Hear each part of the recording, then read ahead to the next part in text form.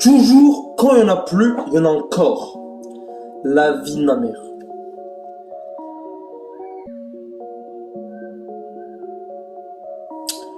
Quand il n'y en a plus, il y en a encore plus. Encore plus.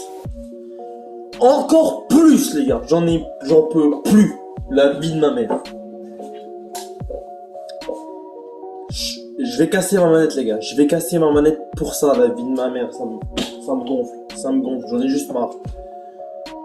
Pour ceux qui comprennent pas un peu ce qui se passe, je vais vous remettre dans le contexte.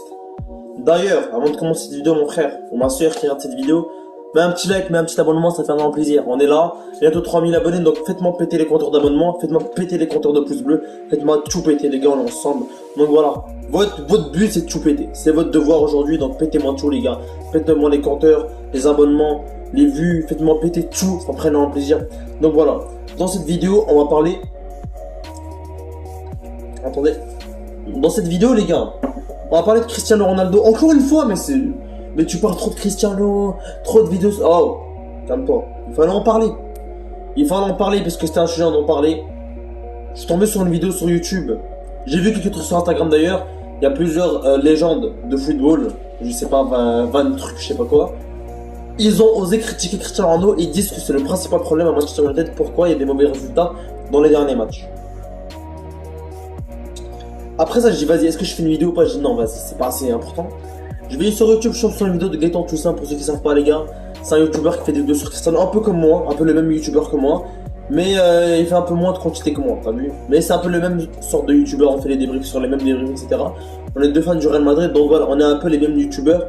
Mais il y a quelques petites différences, par exemple mon contenu, je fais beaucoup plus de contenu que lui. Et lui, il fait du contenu de qualité. Il priorise la qualité que le contenu, mais bref. Je respecte, il me respecte, c'est important. D'ailleurs, j'ai déjà eu des contacts avec lui, mais voilà, c'est pas le sujet de la vidéo. Dans cette vidéo, les gars, il y a 2-3 légendes qui ont osé critiquer Cristiano Ronaldo. Des légendes du football, j'espère. 2 légendes du football qui ont déjà été footballeurs. D'après certaines sources, c'est des légendes. Et bref, je les connais pas, donc m'en fous un peu. Bref. Ils ont osé critiquer Cristiano Ronaldo avec ses 6 matchs et ses 5 buts. Ils ont osé critiquer Cristiano Ronaldo avec ses 6 matchs et ses 5 buts. Pourquoi vous critiquez pas Messi? Allez critiquer Messi. 6 matchs, 1 but. Allez critiquer Messi, oula. Allez critiquer Messi. Qu'est-ce que tu viens critiquer Ronaldo? Est-ce que t'as même pas des vrais arguments? Tu m'énerves. T'as même pas des vrais arguments. Ayez des vrais arguments, les gars, voilà. Si vous voulez critiquer quelqu'un, faites de la critique constructive, de la critique qui peut aider. J'en ai juste marre, voilà, ça m'énerve. Les gars, ça me rend fou, ça me rend fou. Il a parlé que c'est à cause du travail défensif de Ronaldo que Manchester perd Manchester, ils perdent pas leur match, ils font des mauvais résultats, des matchs nuls, des 1-1, des 0-0, etc. Vous m'avez compris. C'est en partie grâce au travail défensif de Ronaldo. Je vois pas vraiment tout ce qui passe comme un attaquant de pointe, voilà. Il joue en 9.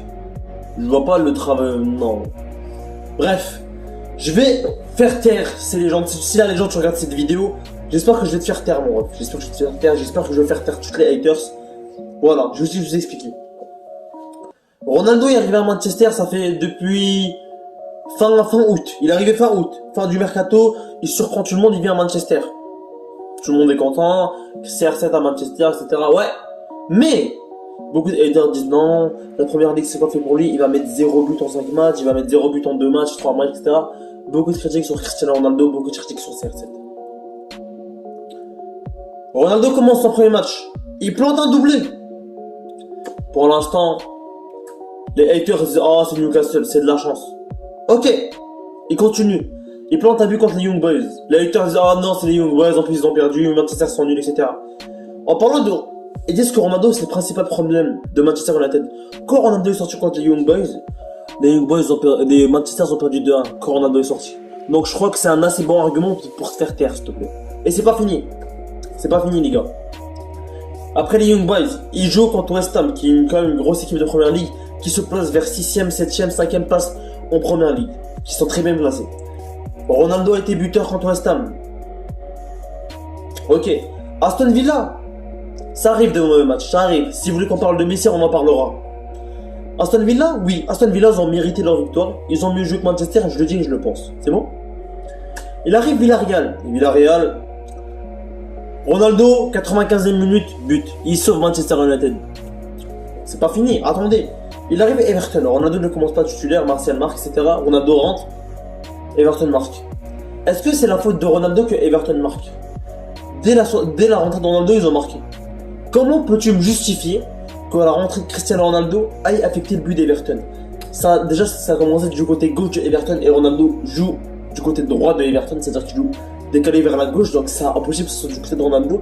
Et je rajoute que Ronaldo joue en attaquant de pointe, ça veut dire que c'est un 9, il joue en 9 avec Manchester, ça veut dire que Ronaldo est placé au milieu, il est placé dans l'axe. Donc voilà, parfois il décale dans le côté pour recevoir des passes, mais Ronaldo est principalement placé dans l'axe. Donc voilà, je trouve que ça parle un peu moins maintenant, je trouve que ça... Ah, merci. Et attendez, depuis l'arrivée de Cristiano Ronaldo à Manchester, on a vu ses efforts défensifs. Il a failli tuer le gardien de Villarreal, que vous voulez ou non. Il défend, il court. Ronaldo est devenu le Ronaldo de 2008, je le dis et je le pense. Il dribble, il court et c'est irréprochable, personne ne peut le nier.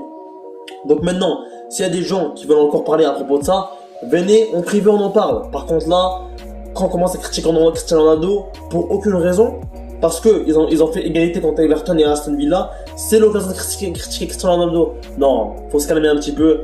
On attend les prochains matchs. Je sens que Manchester va redevenir plus fort. Donc voilà, Sancho qui va se réveiller, etc. On va devenir fort. Donc voilà, les légendes avant de critiquer, je vous conseille d'aller regarder les matchs en direct de Cristiano Ronaldo. Et après, on pourra en parler si vous voulez. Donc voilà, c'était une petite vidéo sur CR7 les gars.